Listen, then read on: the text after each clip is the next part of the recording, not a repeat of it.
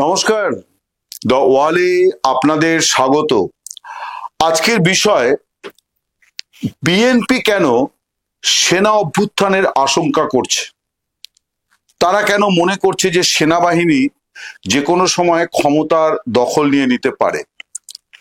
আপনারা নিশ্চয়ই এই প্রশ্ন করবেন যে আপনাকে কে বলল যে বিএনপি সেনা অভ্যুত্থানের আশঙ্কা করছে বা সেনাবাহিনী ক্ষমতা নিয়ে নেবে।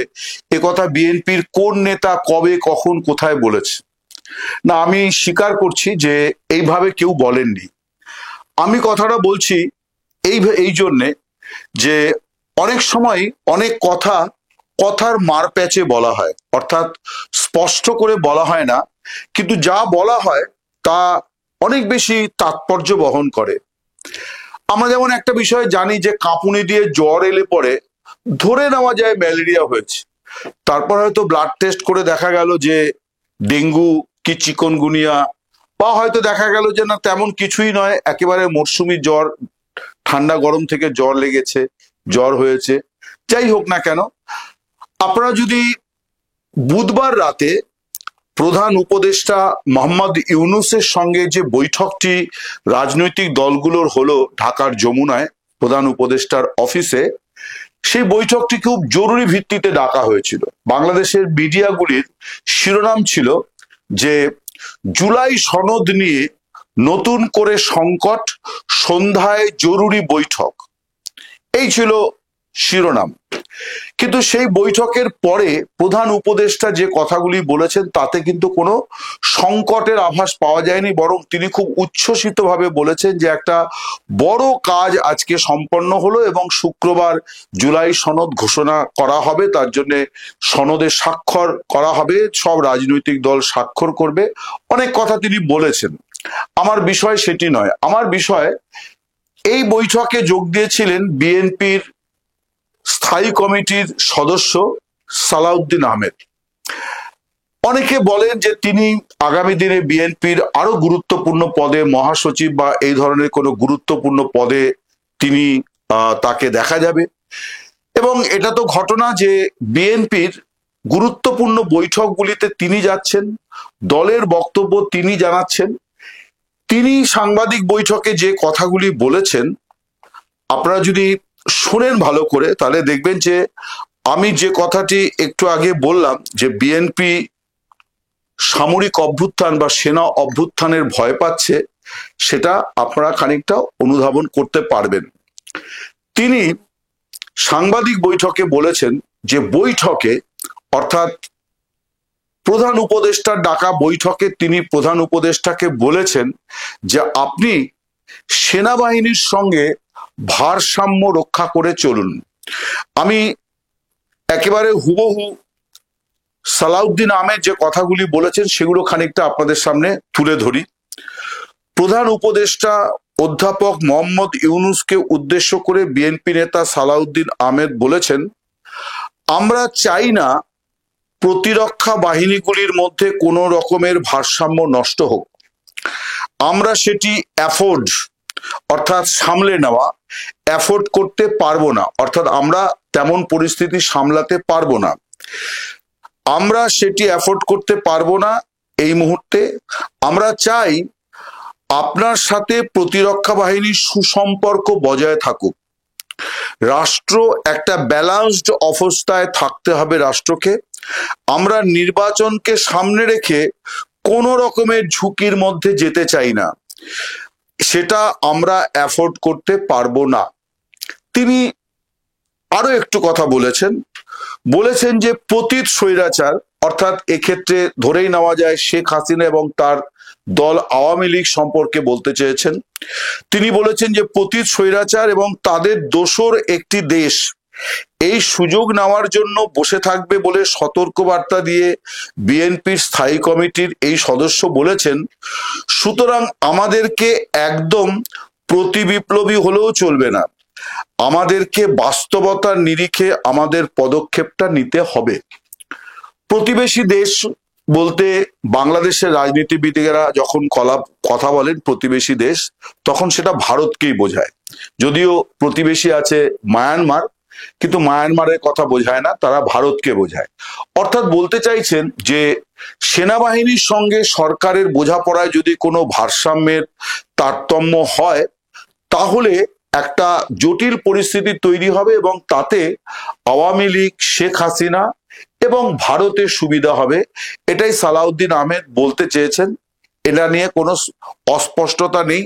রাজনীতির যে কোনো একেবারে শিশু সেও এই বিষয়টা বোঝে যে উনি কি বলতে চেয়েছেন। প্রশ্ন হলো যে সেনা অভ্যুত্থানের সম্ভাবনা কতটা, আর বিএনপি নেতা বা বিএনপির নেতৃত্ব তারা বা কেন ভয় পাচ্ছেন। প্রথমত, যে ঘটনাটি ঘটেছে সম্প্রতি, তাই নিয়ে সেনাবাহিনীর মধ্যে কিন্তু তুমুল অস্থিরতা, অসন্তোষ আছে, এ নিয়ে কোনো সন্দেহ নেই। আপনারা জানেন যে 25 জন সেনা কর্মকর্তা, তাদের 15 জন কর্মরত সেনা কর্মকর্তা, তাদেরকে বাংলাদেশ সেনাবাহিনী হেফাজতে নিয়েছে। তার কারণ সরকার, ইউনূস সরকার তাদের বিরুদ্ধে সেনা আদালতে নয়, আন্তর্জাতিক অপরাধ আদালত বা অপরাধ ট্রাইব্যুনাল, সেইখানে মানবতা বিরোধী অপরাধে যুক্ত থাকার অভিযোগে তাদের বিরুদ্ধে মামলা দায়ের করে এবং সেই মামলার প্রেক্ষিতে অপরাধ ট্রাইব্যুনাল তাদের বিরুদ্ধে গ্রেপ্তারি পরোয়ানা জারি করে এবং সেই গ্রেপ্তারি পরোয়ানা জারির পরে সেনাবাহিনী তাদেরকে তাদের হেফাজতে নিয়েছে। এবং এই অফিসারদের একটা বড় অংশ তারা এখন ঢাকা ক্যান্টনমেন্টে অস্থায়ী যে সাব জেল গঠন করা হয়েছে, অর্থাৎ একটি ভবনকে জেল হিসেবে চিহ্নিত করে সেইখানে তাদেরকে রাখা হয়েছে। এখন তাদের বিচার হবে এবং যে ধরনের অপরাধের কথা বলা হচ্ছে, যদি এই অপরাধ ট্রাইব্যুনালে, আন্তর্জাতিক অপরাধ ট্রাইব্যুনালে তাদের বিচার হয়, তাহলে তাদের যাবজ্জীবন, তাদের মৃত্যুদণ্ড, এগুলি সবই হতে পারে। আমি ইতিমধ্যে একটা ভিডিওতে দেখিয়েছি যে এই যে সেনা অফিসারদের এইভাবে গ্রেপ্তার করা, গ্রেপ্তারি পরোয়ানা জারি, হেফাজতে নেওয়া, এই যে অফিসার যারা 25 জন অবসরপ্রাপ্ত এবং কর্মরত মিলিয়ে, তারা বাংলাদেশ সেনাবাহিনীতে মুক্তিযুদ্ধের পক্ষে শক্তির শরিক।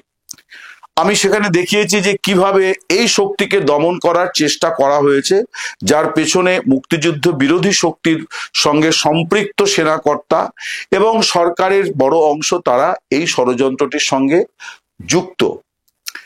এখন এই যে ঘটনা, এই ঘটনার মধ্যে দুটি দিক আছে। একটি দিক তো হচ্ছে যে তারা অপরাধ করেছেন কি করেননি। অপরাধ করেননি এমন কথা জোর দিয়ে বলা যাবে না, কিন্তু কতটা অপরাধ করেছেন এবং যখন অপরাধ করেছেন তখন সেনার যে কর্তারা, অর্থাৎ শীর্ষ কর্তারা, তারা কি করছিলেন, তারা কি ঘাস কাটছিলেন, এই প্রশ্ন কিন্তু বাংলাদেশের সমাজ মাধ্যমে উঠেছে। যে আজকে তাদেরকে সাজা দেওয়া হচ্ছে, কিন্তু যারা তাদের বস ছিলেন তারা কেন তাদেরকে থামাননি, নিরস্ত্র করেননি, সতর্ক করেননি, কেন তখনই সেনা আইনে তাদের বিরুদ্ধে ব্যবস্থা নেওয়া হয়নি? এই ধরনের কিছু যৌক্তিক প্রশ্ন উঠে আসছে। এটি গেল 1 নম্বর। 2 নম্বর হচ্ছে যে এই অফিসারদের বাছাই করলো কে? সরকারিভাবে সেনাবাহিনী এইরকম কোনো বাছাইয়ের কাজ করেছে বলে এখনো পর্যন্ত জানা যায়নি। কারণ যদি তাই হতো তাহলে একটা enquiry committee, preliminary enquiry committee হতো, যারা বাছাই করত যে হ্যাঁ এই অফিসারের বিরুদ্ধে উপযুক্ত তথ্য প্রমাণ আছে যে তারা অপরাধের সঙ্গে যুক্ত ছিলেন। তা হয়নি, বরং উল্টোটা হয়েছে। সেটা হচ্ছে যে সরকার বাছাই করেছে যে এই সেনা কর্তাদের বিরুদ্ধে তারা অভিযোগ দায়ের করবে এবং তাদের বিচার করবে।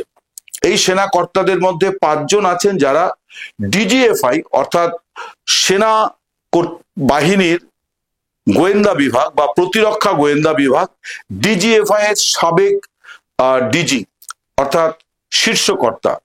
কিন্তু তাদের ওপরেও তো সেনা কর্তারা ছিলেন, তারা তো মাঝারি স্তরের অফিসার, ওইখানে গিয়ে ডিজি হয়েছেন, কিন্তু তাদের যারা বস ছিলেন তাদের কিন্তু কোনো বিচারের আওতায় আনা হয়নি। এটা একটা প্রশ্ন। 2 নম্বর প্রশ্ন যেটা সেনাবাহিনীকে তার মরালে আঘাত করছে, সেটি হচ্ছে যে সরকার সিদ্ধান্ত নিচ্ছে, অথচ সেনাবাহিনী একটা ডিসিপ্লিন ফোর্স, তাদের হাত থেকে এই ক্ষমতাটা সরকার নিয়ে নিল যে তাদের মধ্যে কারা অপরাধী নয় তার বিচার সেনাবাহিনী করছে না, করছে সরকার।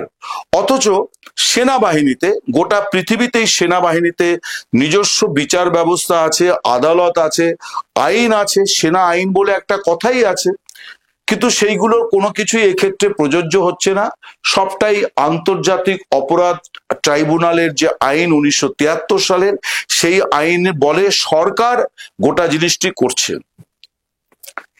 এর ফলে সেনাবাহিনীর মধ্যে যে চরম অসন্তোষ তৈরি হয়েছে, সেইখান থেকে এই আশঙ্কা দেখা দিচ্ছে যে এইভাবে তাদের অফিসারদের যে গ্রেপ্তার করা, হেফাজতে নেওয়া, গুরুতর মামলায় তাদের বিরুদ্ধে মামলা দায়ের করা, গুরুতর অপরাধের অভিযোগ এনে এর সব কিছুকে কেন্দ্র করে একটা অভ্যুত্থানের আশঙ্কা নানা মহলে কিন্তু ছড়িয়েছে। এর মধ্যে অনেকটা গুজবও যেমন আছে, তেমনি অনেকটা সত্যও আছে যে প্রচুর অফিসার তারা রীতিমতো ক্ষুব্ধ যে তাদের তো তাহলে দেখা যাচ্ছে যে অভিভাবক বদলে গিয়েছে। বাহিনীর অভিভাবক সরকার হতে পারে, কিন্তু বাহিনীর সদস্যদের প্রত্যেকের অভিভাবক কিন্তু তাদের সুপিরিয়র অফিসারেরা। কিন্তু দেখা যাচ্ছে সুপিরিয়র অফিসারেরা তাদের ব্যাপারে কোনো সিদ্ধান্ত নিতে পারছেন না বা নেননি। স্বভাবতই সেনা অভ্যুত্থানের আশঙ্কা উড়িয়ে দেওয়া যাচ্ছে না। এখন এই কথাটি সালাউদ্দিন আহমেদ তিনি কেন এত স্পষ্ট করে বলেছেন? তারা জানেন যে যদি কোনো কারণে সত্যি সত্যি এই আশঙ্কাই বাস্তবায়িত হয়ে যায় যে একটা সেনা অভ্যুত্থান হয়ে গেল, তাহলে সবচেয়ে প্রথম যারা সবচেয়ে ক্ষতিগ্রস্ত হবে বলে মনে করছে তারা হচ্ছে বিএনপি। তার কারণ সেনাবাহিনী যদি এখন ক্ষমতা হাতে নেয় তাহলে ভোটটি ফেব্রুয়ারি মাসে, 26 ফেব্রুয়ারি মাসে ভোটটি হবে না। বিএনপি তো গত বছর 5 আগস্ট হাসিনা সরকারের পতনের দিন থেকে স্বপ্ন দেখছে যে তারা নির্বাচনে জিতে এসে তারা সরকার গড়বে। এমনকি তারেক জিয়া সাক্ষাৎকারে বলেছেন যে তারা এককভাবে সরকার গড়ার মতন সংখ্যা, অর্থাৎ এত পরিমাণ এমপি তাদের জিতবেন যে তারা চাইলে একক শক্তিতেও সরকার গড়তে পারেন। যদিও একটা রাইডার দিয়ে রেখেছেন যে তারা চান সমমনা সম্পন্ন সবাইকে নিয়ে সরকার গড়তে। অর্থাৎ বিএনপি তারা মোটামুটি নিশ্চিত হয়ে বসে আছে যে তারা সরকার গড়তে যাচ্ছে।